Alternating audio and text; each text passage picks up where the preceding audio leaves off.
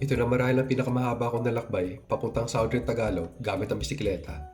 Kaya naisip ko, tama ba itong gagawin namin? Tama ba na pahirapan mo yung sarili sa long ride?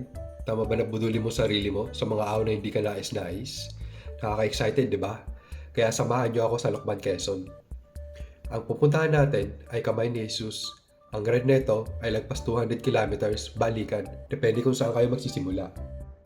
Hindi pa ako nakalayo sa bahay, may nakita kong pamilya na si Krista. Hello. Oo nga, kakalabas ko lang din. Good morning. Dito nagkita-kita ang tropa sa 7-Eleven Paliparan, tapat ng Unitap.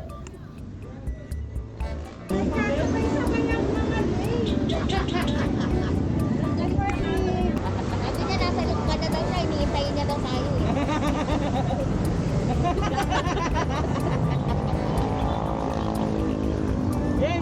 Jin, picture.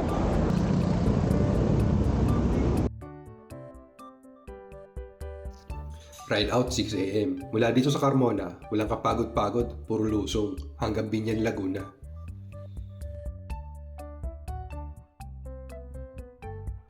Nasaktuhan namin ang ganda ng panahon at walang ulan. Si break muna ang mga girls, bihira lang sumama ang mga yan, kaya kailangan extra alaga.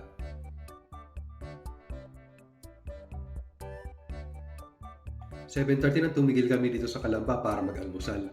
Habang nagkakape, may konting kwentuhan.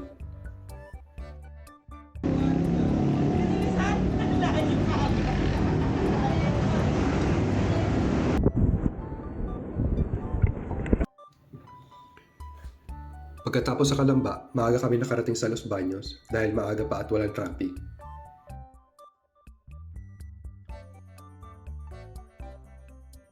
Pagdating sa Nagcarlan, Laguna, dito nagsimula bumagal ang takbo namin. Nararamdaman ko na ang mga banayad na ahon. Napapansin ko din, unti-unting kumukulimlim. 12:00 na tanghali pero hindi kainitan. Buti na lang nakikisama ang panahon.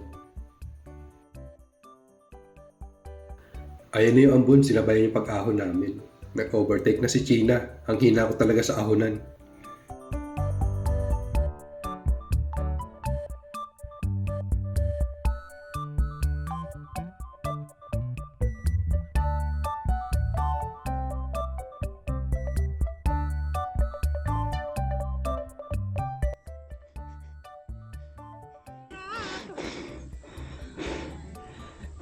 Hindi ko na kaya.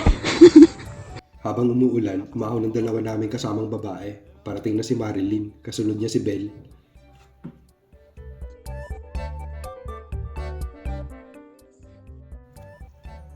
Sa dami ng rolling hills dito, kayo na lang ang magsasawa sa ahon lusong, ahon lusong.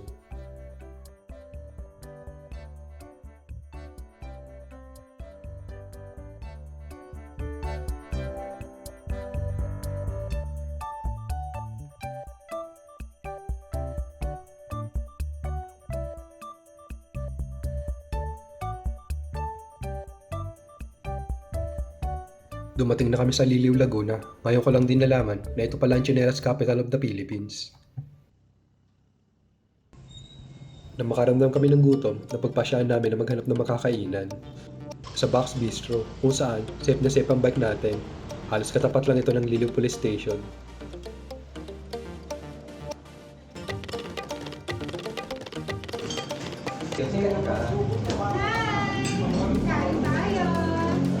Habang kumakain kami, bumuhos ang malakas na ulan kaya nagpahinga muna kami habang ang iba naman ay nagme-meditate. Pagtila ng ulan, lumakad na kami. Ang kasunod na bayan pagkatapos ng Liliw ay ang Mahihay, Laguna.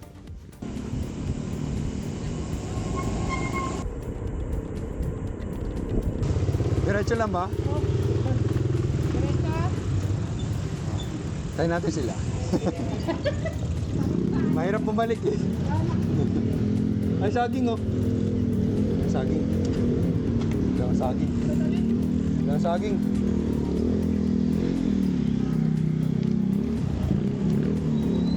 Tao po. Pabili po saging. Para sa akin itong parte ng Mahihay ang pinakamahirap na ahon sa ride na to. Maiksi lang naman, pero susubukin talaga ang tibay mo.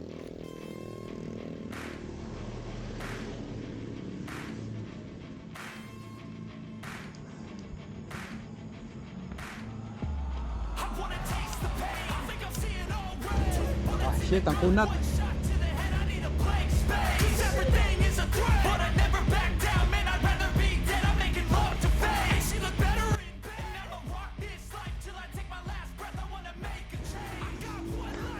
Ang haba pala nito.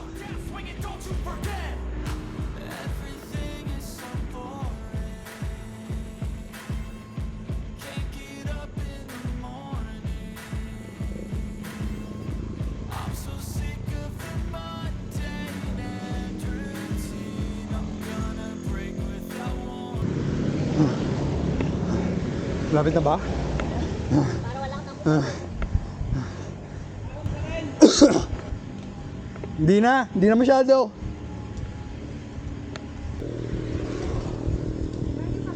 Hindi ko alam eh.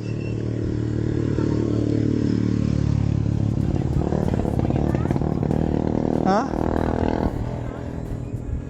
Tanungin mo dyan sila. Ayan sila. Diretso lang po. Thank you po. Isang oras pa? Sige po. Isang oras pa daw. Hindi tayo abot. Kahit anong gawin. Kahit anong gawin. Ha? 340. Sabi nila, ano daw 15 kilometers na lang. Eh, kanina pa yun, dapat ang kwenta ko, 105. Ah, sige.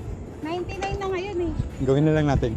Kung hindi man tayo mabot, hindi, not meant to be.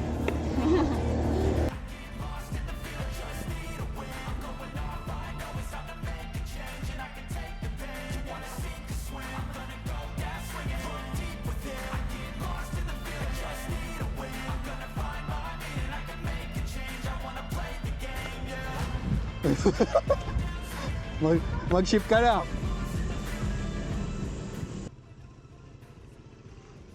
For 4:30 nang dumating ako sa bayan ng Lukban.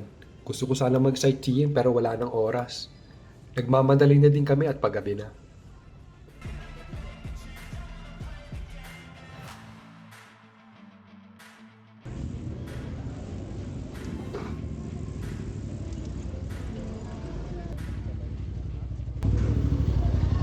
Sa puntong ito napahiwalay ako. Hindi ko din alam kung nasaan na ako. Kaya nag-check muna ako sa Google Maps. Nahanap ko rin kung paano bumalik sa highway.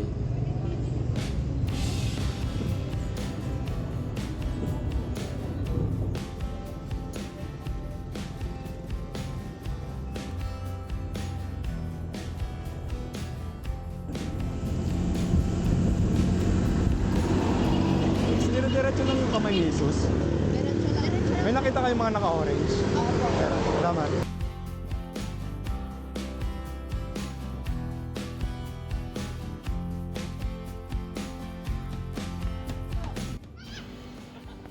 Nakarating kami 4:52. Sayang lang at hindi kami umabot. Sarado na daw at bawal lang umakyat.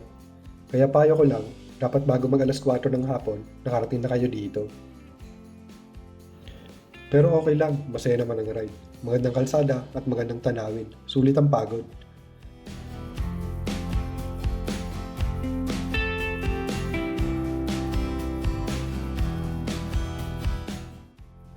Pagtapos namin mag-picture-picture, umahanap kami ng makakainan. Saka bumuhos ang malakas na ulan. Nagpatila muna kami, ganun din naman gagabihin na pauwi.